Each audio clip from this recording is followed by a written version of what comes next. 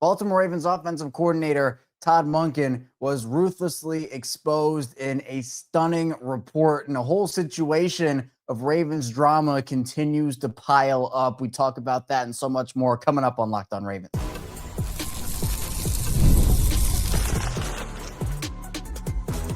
You are Locked On Ravens, your daily Baltimore Ravens podcast.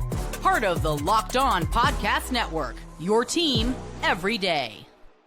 You are Locked On Ravens. Welcome into the show. I'm your host, Kevin Oestreicher of Ravens Wire, here with you on the Locked On Podcast Network, your team every day. Thanks so much for being here on this Saturday edition of the show. A little bonus episode for you, making Locked On Ravens a part of your day and your first listen each and every single day. And thank you to all the everydayers, the first-time listeners, if you're somewhere in the middle, thank you as well. We have 5 days a week plus more of daily Ravens coverage over here on Locked On Ravens, and we have a jam-packed episode, of course, even on the weekends. The headlines don't stop, as there was a stunning report on Ravens offensive coordinator Todd Monken and just what's going on within the organization. This marks the second massive report from a big Baltimore news outlet in the past week of anonymous sources talking about this Ravens team and kind of diving into what's happening, and a lot of it, again, had to do with Todd Monken. So we'll talk about that in the first part of the show, and you might want to buckle up for this one.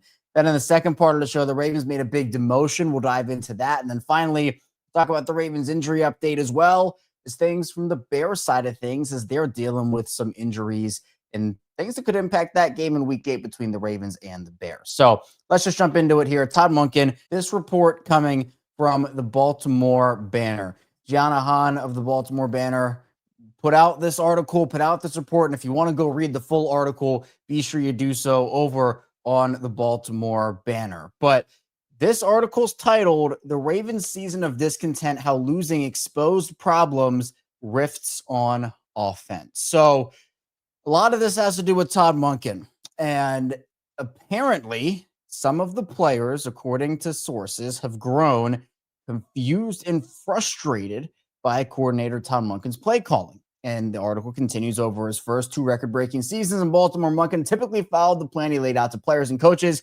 during their week of preparation. The only notable exception, sources told the Banner, was in that AFC Championship game loss to the Chiefs, where, again, Gus Edwards and Justice Hill had 6 carries. But apparently, this year, Monken has surprised some around the team with his play calls. That's coming from the article, deviating before the Ravens have even fallen behind in games. That approach, sources said, has created a disconnect with players who've practiced certain plays during the week and felt good about how they were executed, only for a different approach to be adopted in games. We've kind of seen this with Todd Monken, and you can even just see it from watching the games, where some of the stuff that goes on over the course in terms of adjustments of just, it's been weird. Right now, again, I'll be the first to tell you, and we'll dive into a lot more with Monken and what was said in this article. Offense has been far from the problem for this Ravens team this season. I just want to put that out there. You know, they scored 81 points in Week 1 and Week 2. The article points that out too.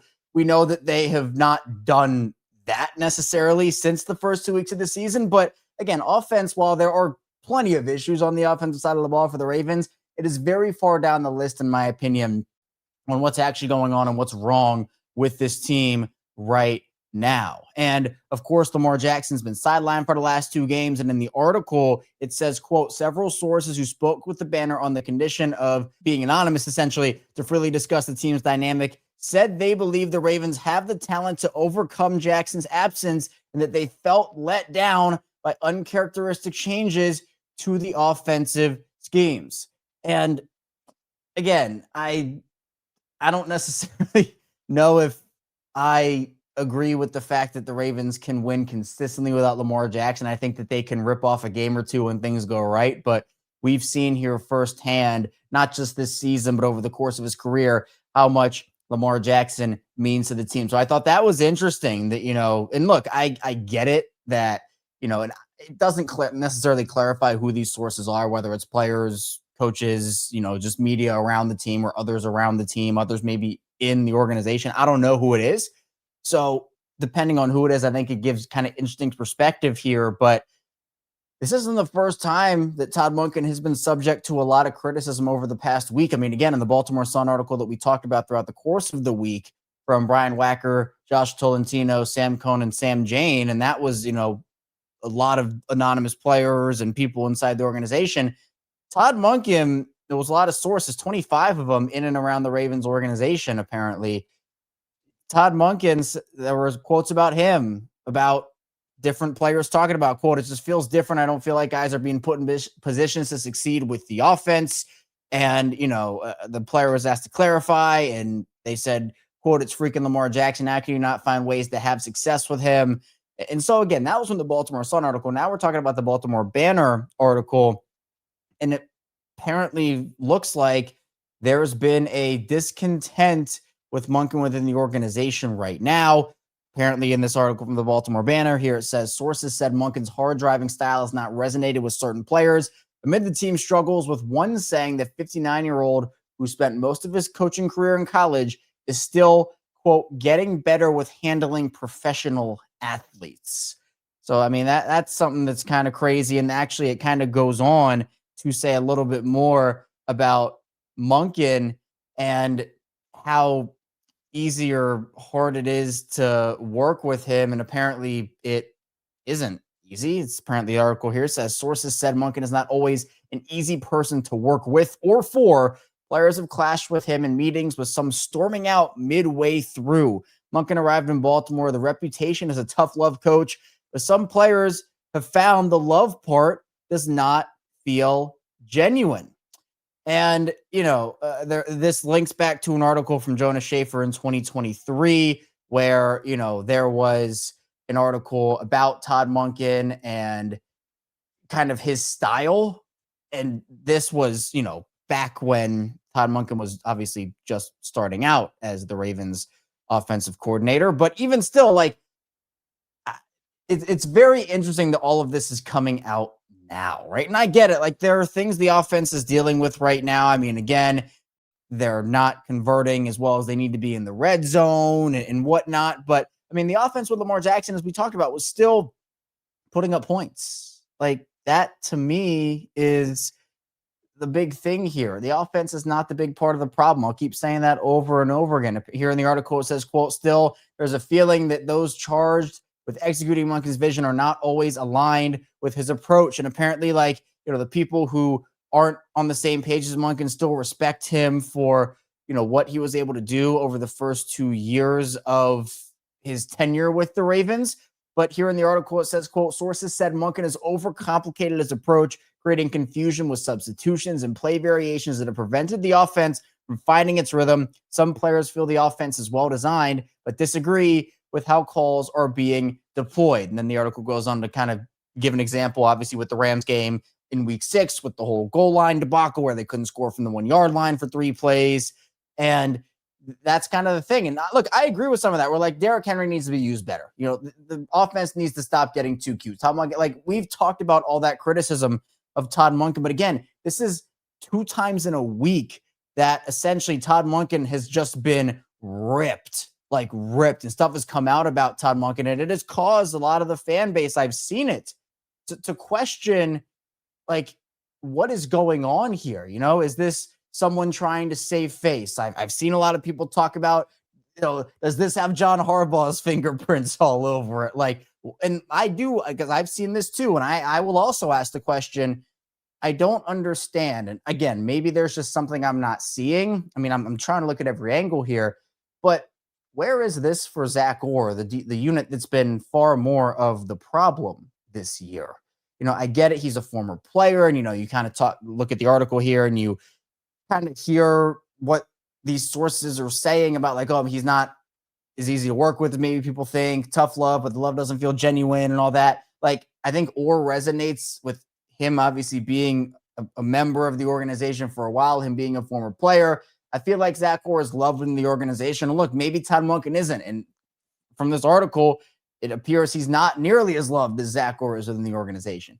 But I don't see the connection between blame. It essentially is like blaming the offense for everything that's going on, but, not really pointing the finger at the defense. I'd be okay if this was a kind of whole reaching thing for, whatever sources are talking right here about, hey, look, John Harbaugh has a big part to play in this. Zach Orr has a big part to play in this. Todd Monken has a big part to play in this. I think that's fair to say, where everybody has a certain role they're playing. But in these two articles, there's essentially been no criticism of John Harbaugh, no criticism of Zach Orr. And people are asking the question, is Todd Monken being set up to be the scapegoat here? Is that what's going to happen? I don't know the answer to that question. I don't know, these things that are happening right now, but this is where we are.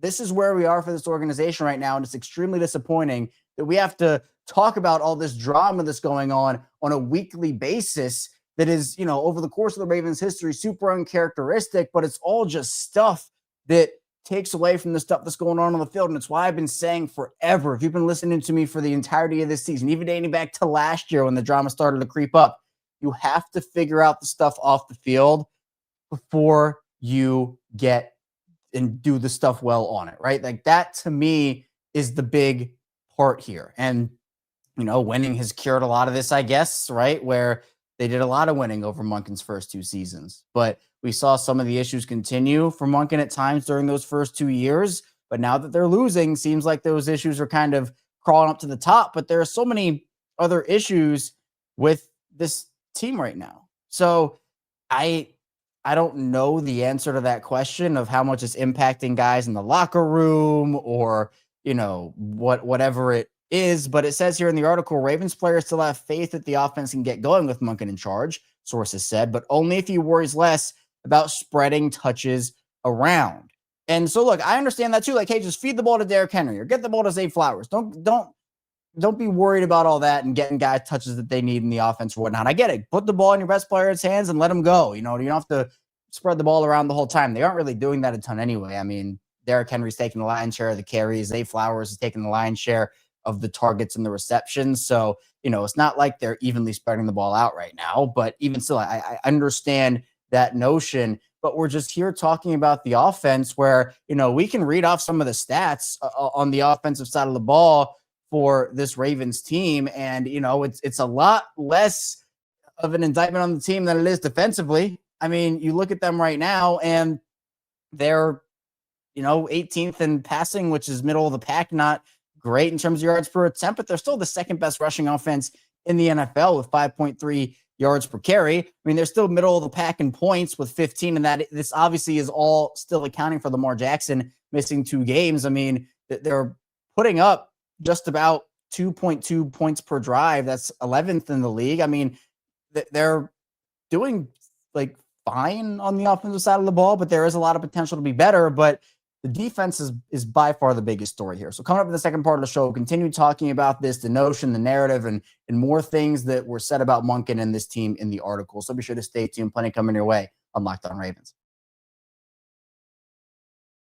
First, the show is brought to you by FanDuel. The NFL season is here, and FanDuel has an offer you don't want to miss. Right now, new customers can bet just $5 and get $300 in bonus bets if you win. That's right. Pick a bet, put down $5, and if it hits, you'll unlock $300 in bonus bets to use across the app. Now, I love how FanDuel gives me so many ways to play. I've built parlays, tried player props, and even follow the live lines during games. It makes watching football even more exciting when you've got a little something riding on the action, whether you're a casual fan or love diving into the stats. FanDuel makes the game day experience so much better. And the Ravens and Bears, they're facing off in week number 8. The Ravens need a win in the worst way. And right now over on FanDuel, the Ravens are 7-point home favorites against the Bears. So whether you like the Bears as the road underdog or the Ravens as the home favorite, be sure you're heading over to FanDuel. So what are you waiting for? Visit FanDuel.com to download the FanDuel app today and get started. And the show is brought to you by Rippling. If you're a business owner, here's the truth. SaaS promised to make work easier, but now the average company is buried by hundreds of apps that slow down your teams and simply don't work together. That's not SaaS. That's sad. Software as a disservice. That's why you need Rippling. Rippling is the unified platform for global HR, payroll, IT, and finance, all in one place. They've helped millions of businesses replace a mess of disconnected tools with one system designed to give leaders clarity, speed, and control. By uniting your employees, teams, and departments in one system, Rippling removes the bottlenecks, busy work, and silos your software created.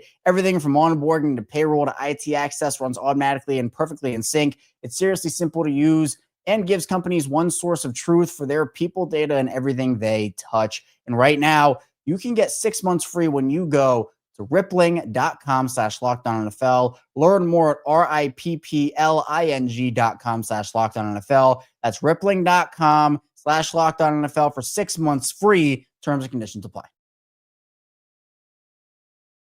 Moving along on Locked On Ravens, Kevin Oestreicher is still here with you on this Saturday bonus edition of the show. Again, appreciate everybody for being here, taking a little time out of your Saturday and making Locked On Ravens a part of your day and your first listen each and every single day. Hopefully you're having a great start to your weekend. Ravens and Bears face off tomorrow, and we'll have a lot of game day content for you over the course of tomorrow. We'll have obviously our pregame show that comes out at 6 a.m. Eastern time. We'll also have Locked On Ravens Watch Along, which we react to every single play live, so be sure you check into that as well. And then we also have the instant reaction show after the game and the Locked On Ravens Squad show with myself, Sam Njoku, and former Ravens receiver Kadri Ismail. So much Ravens content over here on Locked On Ravens. Of course, the regular shows Monday through Friday, 6 a.m. Eastern time. We also have these bonus episodes on the weekends whenever the headlines permit. So be sure, again, you tap in here on Locked On Ravens for all that daily coverage. But let's continue talking about this. Todd Monken, again, there was a lot of things put out about Todd Monken in this report from the Baltimore Banner and Gianna Han. And again, if you want to go check out the full article, be sure you go to the Baltimore Banner and read it. There's a lot of information in there. But the article, and Gianna put this in here, and I thought it aligns with what we're talking about.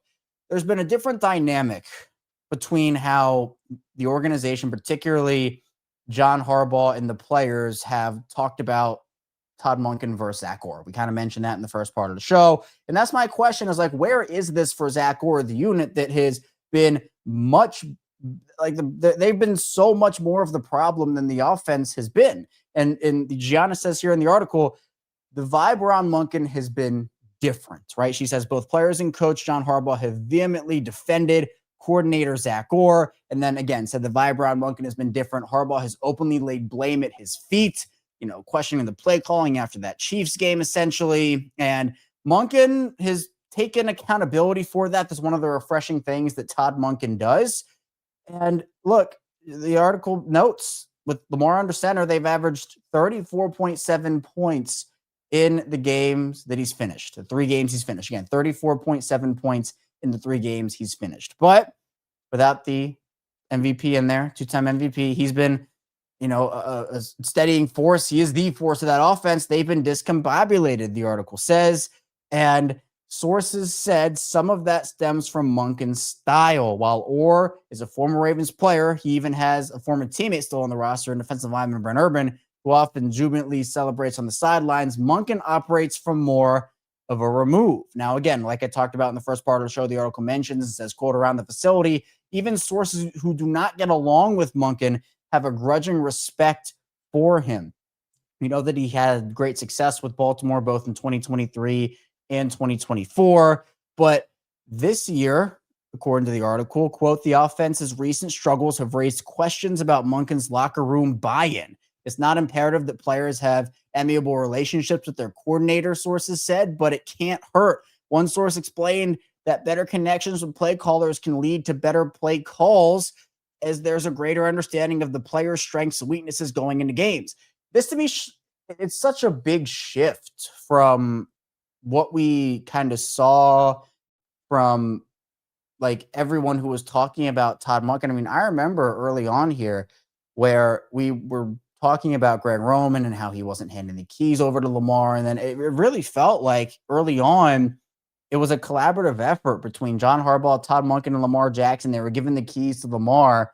And again, like we're still seeing the offense be explosive when Lamar is out there. I mean, and I said this after the Texans game. It's like Lamar could have been out there in that Texans game and put up 40 points, and they still would have lost by 4 because the defense was atrocious. And it's, the Ravens put up 40 points in that Bills game. And while the offense sputtered down the stretch, they put up 40 points in the Bills game. That's not the offense's fault. I get it. Some of the play calls have been bad from Todd Monken. We've talked about that. I'm not shying away from that. Some of the cuteness from Todd Monken, some of the personnel he's deployed, all of that is true. But why is this stuff only coming out about Todd Monken and not John Harbaugh and not Zach Orr? I genuinely do not know the answer to that question. Like, I genuinely don't. I'm curious to know the answer to that question. Is that stuff being said, but just being kept behind closed doors? Is that stuff just not getting out? Like, I don't know, but I don't know if I can believe that, all of the discontent within the organization is coming from the offensive coordinator. And I'm not, again, this is not about the Baltimore. It's under the Baltimore banner, anything that's being reported. I just don't know from an organizational perspective, not the media perspective, from an organizational perspective, what actually is being said. And look, I do believe that there is, discontent with Todd Monken. Like, I get it. Like, I just don't think that he should be the only one publicly getting it. And it feels like it's just a whole weird situation. Like, look, I'm not happy with some of the ways that things have gone offensively for the Ravens at times this season. I'm sure nobody is. And that includes in the organization. That includes the fan base. But it just kind of feels like Todd Monken is getting piled on here. And for the unit that has been the least problematic for them this season. Because what's the example, right? Hey, offense wins games, but defense wins championships. I mean, again, you put up 40 points against the Bills, you're supposed to win that game. You put up a bunch of points against Detroit, and, Detroit goes and puts up, 37, 38 on you? Like, that's not sustainable. The defense right now, just from a stats perspective, has been awful. They've been terrible. They're the worst scoring defense in the league. They can't get pressure. They can't force turnovers. The Rams game in the bye week let them creep up the rankings a little bit to, not worst or second worst or third worst in the league in terms of rushing defense and passing defense. But, they're still giving up their third worst in both rushing touchdowns and passing touchdowns allowed. Why isn't that getting attention here from, all these anonymous players and sources, people who the media are talking to? I don't understand. Like, I genuinely don't. Like, I feel like there needs to be more of a, hey, this is a team thing that's going on. The offense needs to be better in spots. Defense needs to get a lot better. The head coach needs to get better. The players need to execute better. But it just feels like with two articles like this in less than a week, that to me is the confusing part out of all of this. So there's a lot to talk about there. Obviously, offensively, people are also waiting for, other changes to be made, such as on the offensive line with Daniel Falele. Not sure that's going to happen. I would do it. I would have done it a while ago, but feels like the Ravens are trending in the direction that they're going to try to give it one more week. We will see, though. But they did make a demotion. They did make a demotion, and one that I think a lot of people were waiting for. Now, this won't have necessarily any impact if Lamar Jackson does play in the game on Sunday, which hopefully he will. But John Harbaugh shared that Tyler Huntley will start if Lamar Jackson can't play, essentially meaning Cooper Rush has been demoted to quarterback 3. It was a weird signing from the start. And I talked about it during my shows right when he was signed. I said, look, I like the fact they're spending money on a backup quarterback. Cooper Rush has shown a lot in Dallas, but the offensive scheme fit, like Lamar Jackson and Cooper Rush are two very different players. And that was my concern. I talked about it with multiple people who were guests with me here. Q, Kajisma was a former receiver. He talked about it as well, where it's just like it's different. And so it's not taking away from what Cooper did in Dallas, but this is a much different situation than that we saw over the 1+ games Cooper started, and even during the preseason, that it just wasn't a great fit. So again, no problem with the Ravens spending money on a backup quarterback. The problem is that it was the wrong backup quarterback. I think Huntley just gives you more at this point based off what he can do. So, disappointing that it didn't work out for Cooper Rush. Honestly, kind of a little predictable, but, at least the Ravens did make the decision. They also, Cooper maybe towards the end of the year could even get cut, it feels like, if they need a roster spot when that money starts to go down a little bit. So I think Cooper Rush's contract right now, actually, let's do some quick research over here on Locked On Ravens just to figure out, because it was a 2-year deal. His dead cap next year is $2.1 million and his cap hit is 2.6. So, they would save a couple $100,000 if they moved off of him. I think they might just have to eat that money. I think they might just have to eat the money. You save about $500,000. I think you eat the 2.1, 2.2 million and you move on. So Cooper Rush officially demoted. Tyler Huntley would get the start, but hopefully Lamar Jackson is going to start in this game against Chicago in Week 8. And coming up, we will dive into the Ravens injury report, as well as from the Bears side of things, as they're banged up right now. So be sure to stay tuned. We've got a lot coming your way on Locked On Ravens. First, this episode is brought to you by Mazda's Moving the Game Forward. For those who believe it's not just about playing the game, it's about redefining it. There are moments that do more than put points on the board. They move crowds, move culture, and keep moving the game forward. This week's moment to move the game forward is for the Ravens. They didn't play in Week 7, but Week 6, the Ravens have struggled to force turnovers this season. And John Jenkins had a turnover on Matthew Stafford, a fumble. And again, that's something that while the Ravens then win the game in Week 6, that can hopefully be a spark for them. They need to spark things here and go on a run. They're 1-5 right now. And John Jenkins, who has been an unsung hero of that defense, hopefully setting a tone for the rest of the season. And, you know, that's something that hopefully the Ravens defense can take and have a positive outlook on and hopefully move them and everybody forward. So when you follow what moves you, the unexpected is only the beginning. And just like there's more to every highlight, there's more to a Mazda vehicle. Mazda, move and be moved. Continuing on Locked On Ravens, Kevin Oestreicher still here with you on this Saturday edition of the show. Thank you again to everybody for being here. It means a lot to me. The support has been absolutely incredible. On the video side of things, we're actually just about, at the time of this recording, 25 subscribers away from 16,000. So be sure you hit the like and subscribe button in video form and in audio form. We're continuing to grow each and every single day over there as well. Our listener base continues to increase. And I can't thank everybody enough. Again, we're 5 days a week plus more of daily Ravens coverage and content. So be sure you also tell a friend and tell a family member if they want some daily Ravens coverage. We have them covered just like we have you covered. And also you can follow me on social media on Twitter, Instagram, TikTok, the whole 9 yards at KOStriker34. And look, this bonus episode, there was a massive headline, couple of massive headlines to talk about, you know, the report from the Baltimore Banner about Todd Monken and the offense and, you know, some of the stuff that came out about him. Again, just so curious about why it's just Monken and not or Harbaugh or anybody else. Honestly, it just feels like it's Monken. So that's a whole different conversation. We kind of had it over the course of the first 2 segments, but yeah, you know, feels like Monken is getting a lot of this stuff put out about him and not anybody else. So maybe that changes, maybe it doesn't. I'm not sure. Also, the demotion we talked about, but the game on Sunday, the Ravens have a real opportunity to win this game. I'm actually feeling more confident than I thought I would about this.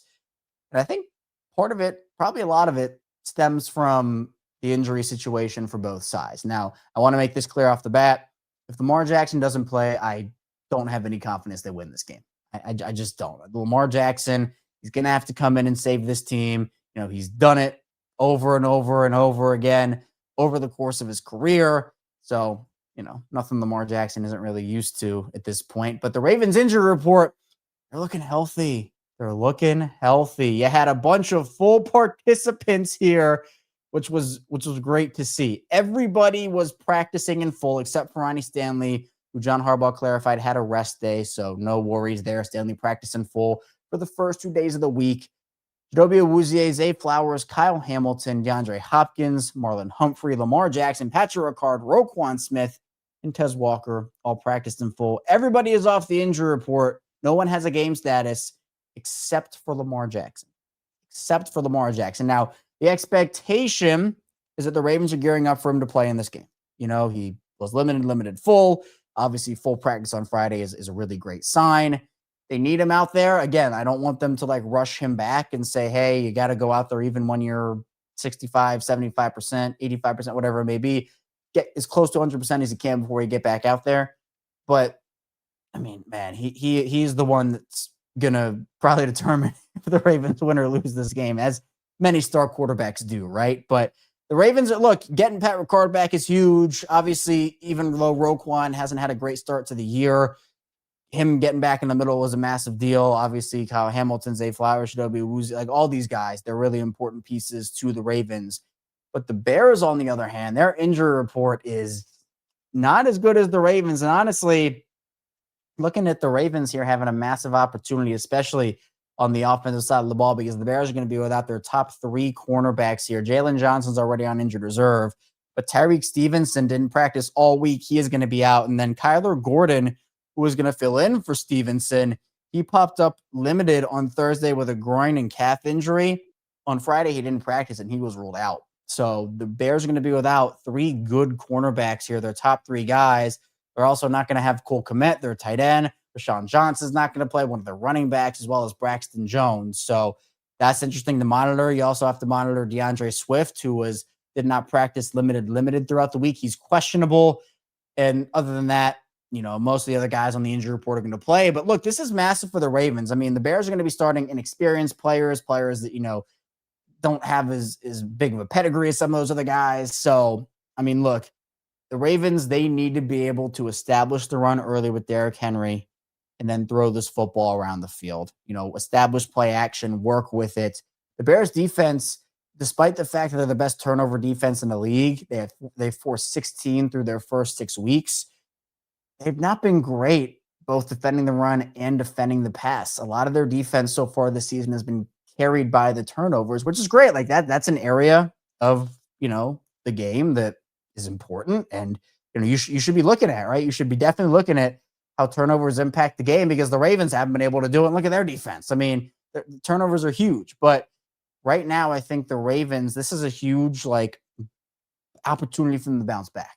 And again, I've predicted the Ravens to win this game. I think that they will. I obviously hope that they will. They need to. If they don't, their season is all but over. We've talked about them being in must-win situations for the past month, essentially, and they haven't been able to deliver on any of those. So, 4-game losing streak does a lot to you. It takes the wind out of your sails, and it deflates you, and, probably lose your confidence in a way. But at this point, the Ravens have to go probably 9-2 to have a shot to even get into the postseason. With the way the AFC North is right now, if Pittsburgh falters, the Ravens will have an opportunity to potentially win that division.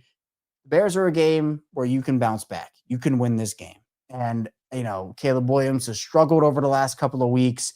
You have an opportunity, especially because the rest advantage and the bye advantage is so huge. And while the Ravens bye came maybe a little early in terms of bye, like week 9 is that sweet spot for bye week. So week 7 comes a little early. It came at the perfect time, honestly, for the Ravens, considering their injury situation. Now, you're going to have to roll through the rest of the year without that, right? No more bye weeks. That's it. So now you have to figure out how you maneuver through the rest of the year. But you do got to take it one game at a time. And with everybody coming back, and obviously with the asterisks with Lamar, who, again, we'll just have to see if he's active or not. I believe he will be, but you're not going to know until 11:30. We're all not going to know until 11:30. That's the big one that you got to monitor. So they need this win. It's going to get really, really, it's already ugly. And we talked about that. We're like, this Ravens team right now is a laughingstock in the league. There's drama all across the board. It's like, it's unreal. I can't even recognize this team, for being honest. But you just got to take it one game at a time. And if you win this game against Chicago, you have Miami coming up on next Thursday night, or this upcoming Thursday night. You should be able to win that game. You should. So you have an opportunity to be 3-5 heading into week 10, which would be really big. Hopefully you can get back to 500. So you just got to take it, and say, hey, we have this opportunity in front of us. You got to take advantage of it. But, we also know the Ravens are a team that can lose a game or two to a team they're probably supposed to beat. So we'll see how it all unfolds. But the Ravens, no shortage of things to talk about with this team at all. That's all I have for you here today on Locked On Ravens. Thank you so much for tuning into the show. On the way out, be sure to hit the like and subscribe button in video form and follow along in audio form for 5 days a week, plus more of daily Ravens coverage. Coming up tomorrow, it is game day. We'll have the pregame episode at 6 a.m. Eastern time. We will also have the watch along, the instant reaction show, and the Locked On Ravens squad show. So much content coming your way tomorrow. Be sure you stay tuned, and I'll see you right back here tomorrow on Locked On Ravens.